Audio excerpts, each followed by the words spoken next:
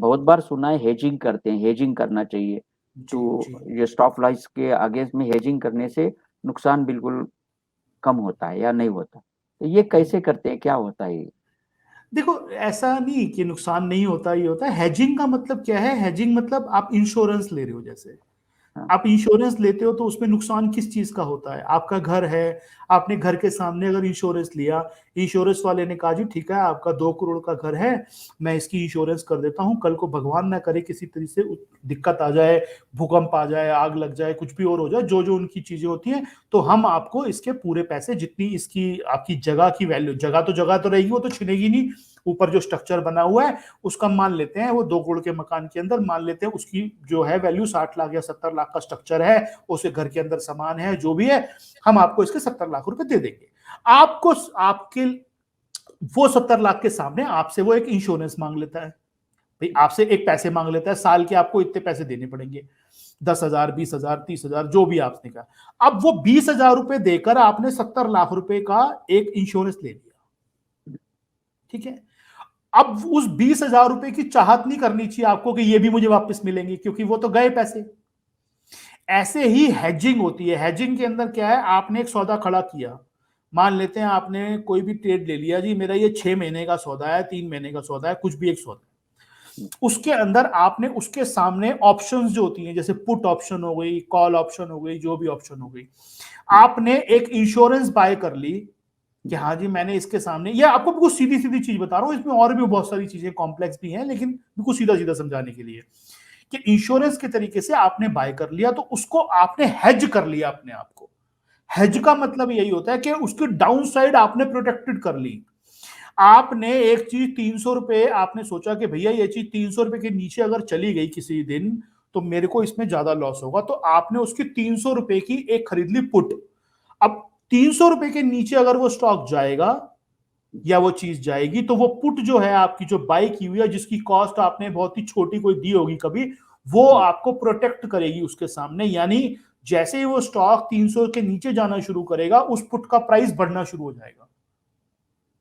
वो बढ़ना शुरू होगा तो जितना लॉस आपको उस स्टॉक में हो रहा होगा, उतना प्रॉफिट आपको उस पुट में हो जाएगा। यानी एग्जैक्टली सेम इंश्योरेंस कंपनी ने आपको आपके पैसे वापस कर दिए, क्योंकि उसने आपको किया था वादा कि अगर आपकी कोई कल को कुछ हो जाएगा तो हम आपको पैसे देंगे इसके। तो हेजिंग का मतलब ये होता है। अब इसमें बहुत सारी चीजें और होती हैं कि आप क्या मतलब ऊपर ले सकते हो, नीचे। अब कई बार क्या है कि मान लो स्टॉक आपके पास कैश में पड़ा हुआ है, आपने एक स्टॉक ले लिया कोई भी कैश के अंदर, और आपको ऐसा सा आभास हुआ या आपको किसी ने कह दिया कि ऐसा लग रहा है ये स्टॉक पर्टिकुलर ना नीचे जाने वाला है या मार्केट नीचे गिरने वाली है, मान लो कभी भी ऐसा हुआ, और आपको ऐसा लग रहा है कि यार मुझे ना अपनी जो पोजीशन मेरी पड़ी है ना, जो मेरे डिलीवरी में है, वो मुझे काटनी नहीं है, या काट के क्या फायदा होगा, पता नहीं मिलेगा कि नहीं मिलेगा। तो आप क्या कर सकते हो? जितनी पोजीशन आपके पास पड़ी है, या तो उतनी पोजीशन का या उससे कम पोजीशन का आपने फ्यूचर बेच दिया। आपने फ्यूचर बेच दिया, फ्यूचर आपने बेचा, तो अब अगर वो स्टॉक नीचे गिरा तो फ्यूचर का प्राइस बढ़ेगा, आपकी जो डिलीवरी में लॉस हुआ वो आपका वहां पूरा हो गया। और मान लो वो स्टॉक ऊपर चला गया, तो फ्यूचर के अंदर जो आपका लॉस हो रहा है वो आपके पास पहले ही माल पड़ा हुआ है, तो आप एक जगह पे जाके अपना वो स्क्वायर कर दोगे फ्यूचर। तो इस तरह से आपने आपको अपने हेज कर लिया डाउन साइड वाली मार्केट के अंदर। मार्केट मान लो आपकी आंखों के आगे नीचे गिर रही है, आपको लगा यार मार्केट तो नीचे गिर रही है, मेरा तो सारा जो मेरे पास माल लिया हुआ वो हो जाएगा, दिक्कत हो जाएगी। तो आप अपने डिलीवरी काटने की बजाय आपने फ्यूचर बेच दिया सामने। फ्यूचर बेच दिया तो बात तो वही है उसकी सेम, आपने फ्यूचर बेचा, आप हेज हो गए उसके सामने। इसको हेजिंग बोलते हैं। समझ में। ठीक है, चलो। अच्छा, मुझे और एक कोई और सवाल? एक सवाल है। ये सवाल है जी कि जैसा अभी हम इन्वेस्टमेंट करते हैं और जी रिटर्न की अपेक्षा जो मंथली, जो भी नौकरी करता है तो उसको मंथली सैलरी की आदत पड़ी होती है, तो अगर मान लो एक मंथली फिक्स अमाउंट रिटर्न लेना है तो उसके लिए क्या ये कैसे करना चाहिए? ये और गंदी आदत है जो इस मार्केट में आने के बाद छोड़नी पड़ती है। अच्छा। मतलब बुरा मत मानना, मतलब ये हाँ, नहीं एक्चुअली समझ। में ये मार्केट में कभी भी आपको सैलरी की तरह पैसे हर महीने नहीं मिलेंगे। इस मार्केट के अंदर जो है वो तरीका ये है। अब लास्ट में 2020 का साल था, 2020-21 जो भी ये बीता है साल, इसके अंदर किसी आदमी ने ढंग से काम किया तो आने वाले 5 साल की सैलरी मिल चुकी है उसको एडवांस में। तो यहां पर होता यही है, यहां पर आपको हर महीने सैलरी नहीं मिलेगी, यहां पर आपको 1 साल की पूरी सैलरी किसी भी 2 महीने में दे देंगे ये।